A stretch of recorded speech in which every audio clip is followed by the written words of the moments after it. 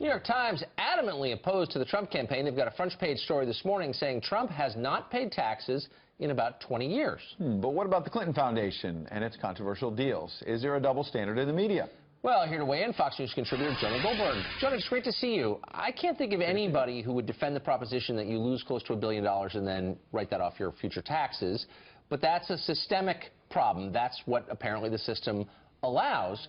Is the argument against Trump that in order to be patriotic, you ought to pay more than you are required to pay? Is that what the Clinton people are saying? What is their argument exactly? Yeah, I mean, look, I got a lot of criticism on Twitter last night. As you know, I'm not an enormous Donald Trump supporter. No, you're not. But legal tax avoidance just does not offend me in the sense that it may offend me in terms of if the tax code is messed up, if the law is bad, right. Let's change the law.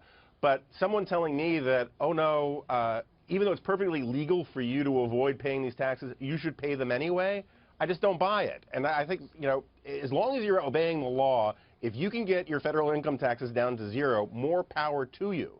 The problem, and the political problem for Trump in this story is, first of all, he's been going around complaining about how other people don't pay enough in income taxes, and he's been going around saying what a fantastic businessman he is, and he lost $1 billion in a year. These are not great stories for him. And what about the Clinton Foundation? We mentioned in the lead-in, Jonah, that when you want to talk about transparency on tax returns, what about transparency about the donations from foreign governments, foreign companies? But if that's raised in the second debate, it didn't really come up at the first debate, is there going to be talk about the Trump Foundation as well, which the Clinton campaign has talked a lot about?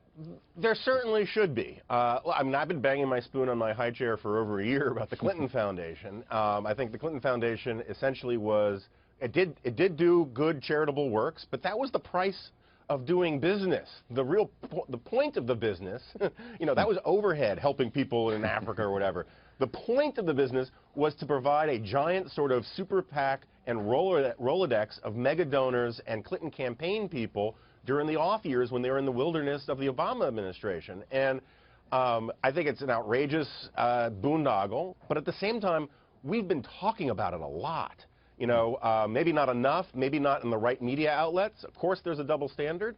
This is, you know, the Trump tax story, which I heard Chris Stirewalt on your show earlier saying, if they released this in May, wouldn't be the bombshell that it is today, but it is news. But, I mean, if you think the system is rotten and the tax code is corrupt and rigged, and I think it is, isn't it striking to see that all the people who are benefiting from it, from the current system, are donating to Hillary? Oh, absolutely. And, you know, and that was true largely with Obama, too. He railed against Wall Street and all that, and yet he got more support from Wall Street than Mitt Romney did and than John McCain did. And I think it tells you something about the system. There are a lot of sort of crony capitalist types who, you know, they benefit. I always tell college kids that complexity is a subsidy. And the more complex you make the tax code, the more complex you make the rules, the more you are rewarding people with access to lawyers and consultants and political connections. And that's what the Democrats do. Complexity is a subsidy. What a smart point. Characteristically. And Jonah, you said earlier you have been upfront about not being a Trump fan. Do you feel like in recent weeks he has started to close the gap with Hillary Clinton? I mean, we've seen these polls tighten big time. Yeah, no, he absolutely has. I think if we had seen the Donald Trump that we saw for the first 30 minutes of the debate, if he had stayed that guy through the debate and then through the post-debate, instead of the late-night tweeting and all of this crazy stuff, and the stuff he did in Pennsylvania last night, I think he'd be about 5 points ahead right now. Yeah, I think so, too.